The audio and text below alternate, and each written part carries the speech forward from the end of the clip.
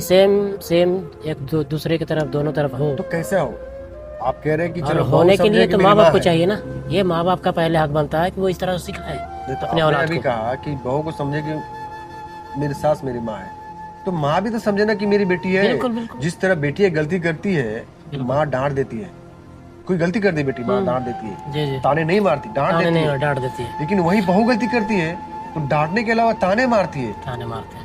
तो ये ना करना, जो भी है बेटी के साथ करते हो आप अपनी बेटी के साथ में, जी जी। जिस अंदाज से समझाते हो, जिस अंदाज से बात करते हो, डांटते हो, उसी अंदाज अपनाओ, बहू के साथ अपनाओ ना। फिर देखो बेटी कैसे नहीं बन जाती है। आप जो नजरिया व्यवहार रखते हैं बेटी के साथ, वही नजरिया आप रखें अपने बहू के साथ। फिर देखिए दोनों सास को बहू बेटी माँ माने चालू कर देगी, और सास अपनी बहू को बेटी माना चालू कर देगी। ताली दोनों हाथ से बजती है ना जनाब। दोनों हाथ से बजते हैं। बेटी करे तो चलो गलती है, नादान है, अब बहू करे तो फिर आप ढिंढोरा पीट के पूरा दुनिया को बता दो।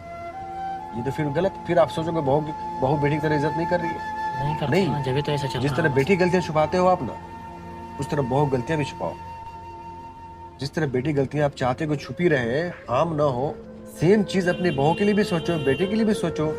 जिस तरह दामाद के लिए गलतियां छुपाना चाहते हो, सेम चीज आप अपने घर में और सोचो। ये चीज बहुओं के लिए क्या है कि वो घर तक ही सीमित नहीं रहता, आस पड़ोस में जाके अपनी बहू के खिलाफ मतलब शिकायतें, ये तो मेरी बड़ी बहू चीज ऐसी है। है, मेरी बहू तो ये करना नहीं जानती, वो करना नहीं जानती है। पता नहीं उसके घर वाले, उसके माँ बाप कैसे संस्कार सिखाए हैं, तो ये सब बस।